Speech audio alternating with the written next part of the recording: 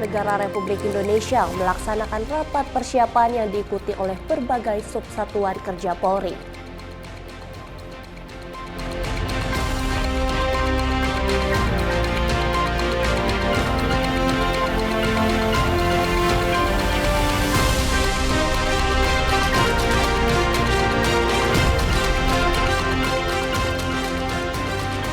Satlantas Polres Badung memetakan sejumlah titik rawan kemacetan di jalan raya saat hari pengerupukan atau malam pawai ogoh-ogoh pada 10 Maret mendatang.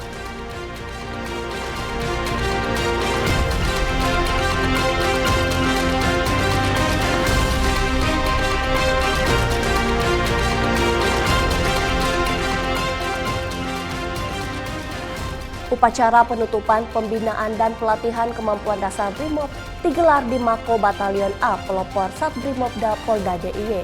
Ini merupakan wujud dari komitmen Satbrimob Polda DIY untuk memelihara dan meningkatkan kemampuan dasar Brimob.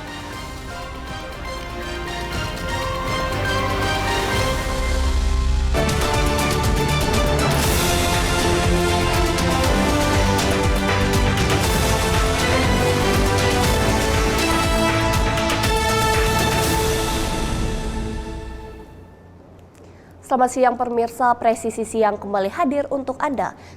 Selain 3 berita utama tadi, selama 1 jam ke depan kami juga telah menyiapkan sejumlah informasi terkini lainnya. Bersama saya Bribda Joyce Yunike, inilah Presisi Siang selengkapnya.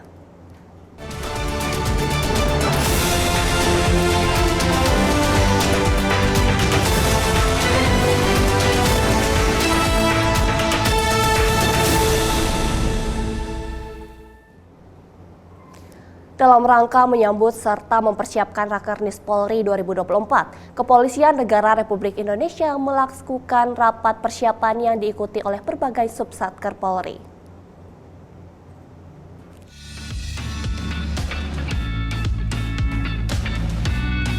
Dalam rangka menyambut serta mempersiapkan Rakernis Gabungan Divisi Polri tahun anggaran 2024, Kepolisian Negara Republik Indonesia melaksanakan rapat persiapan yang diikuti oleh berbagai subsatuan kerja Polri.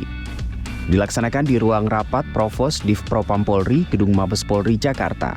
Agenda ini dihadiri oleh sejumlah kabag dari beberapa satuan kerja, seperti Divisi Humas Polri, Divisi TIK Polri, Divisi Propam Polri, Yanma Polri, dan beberapa satuan kerja lainnya.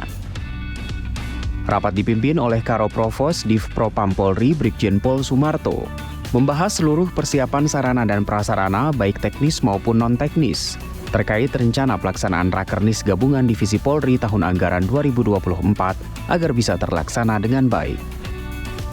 Rencananya Rakernis Polri akan diadakan pada tanggal 24 Maret di Gedung Rupatama Mabes Polri.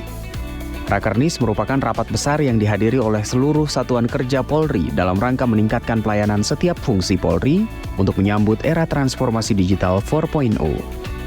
Dari Jakarta, Jelang Baskara, Rizky Presisi melaporkan untuk Polri TV.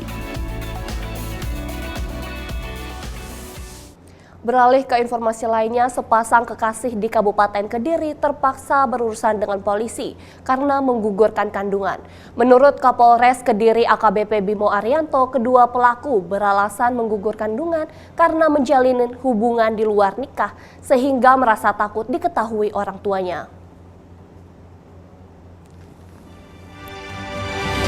Jadi pada sore hari ini Polres Kediri melaksanakan atau mengadakan rilis terkait tentang kasus kejadian kekerasan pada anak atau aborsi.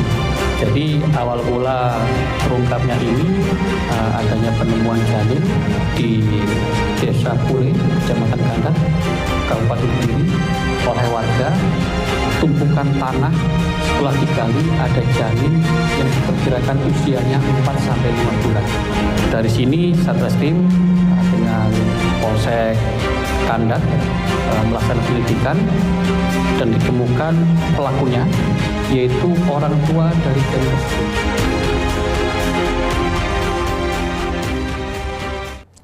Kapolda Lampung Irjen Pol Helmi Santika memimpin konferensi pers pengungkapan 2 kasus jaringan narkoba internasional yang melibatkan total 20 tersangka dan mengamankan barang bukti sabu seberat 87,5 kg.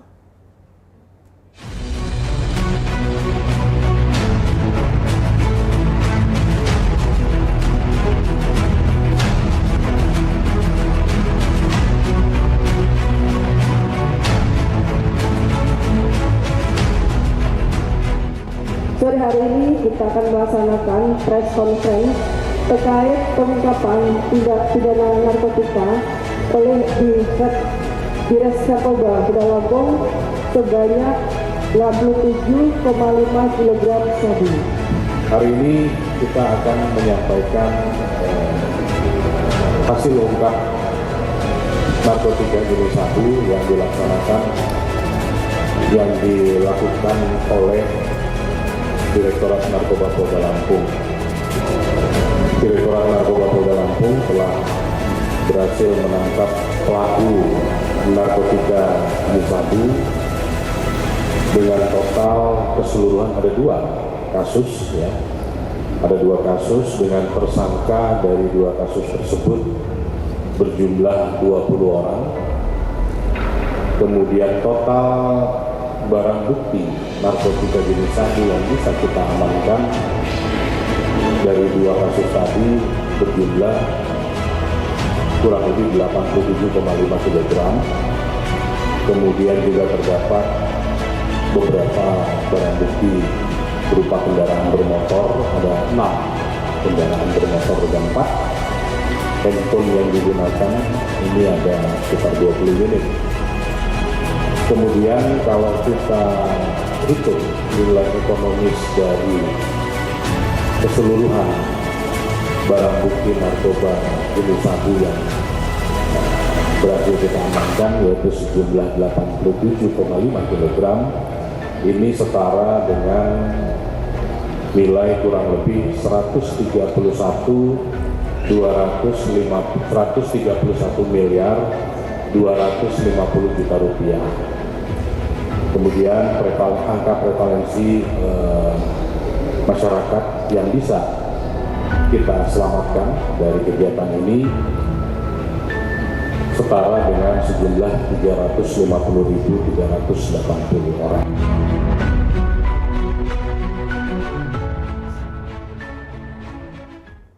Beralih ke informasi lainnya, Satres Narkoba Polres Sragen menangkap 3 orang tersangka pengedar sabu yang beroperasi di wilayah Sragen, Jawa Tengah. Penangkapan para tersangka hasil dari operasi Pekat Candi 2024 Polda Jateng yang digelar hingga 3 pekan mendatang.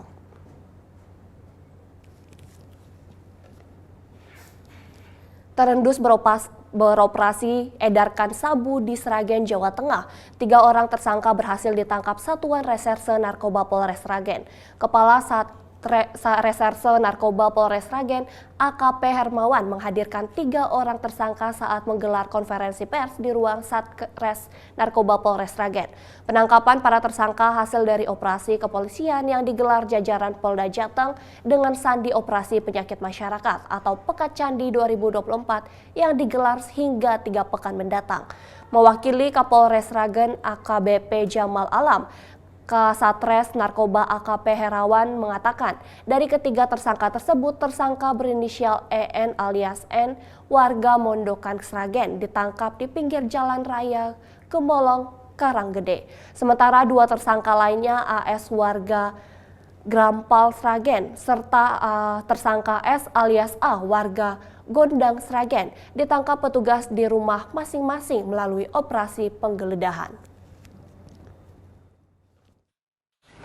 Atas nama tersangka S alias NK terkait dengan jenis sabu-sabu, narkoba jenis sabu-sabu untuk TKP di pinggir jalan raya Gemolong, Karanggede ke M3, Desa Jeruk, Kecamatan Piri, Kabupaten Sragen. Untuk barang bukti, 1 buah plastik bening yang di dalamnya terdapat 2 buah sedotan plastik dan di dalamnya terdapat plastik klip bening yang berisi sebuk kristal yang diduga adalah narkoba jenis sabu-sabu.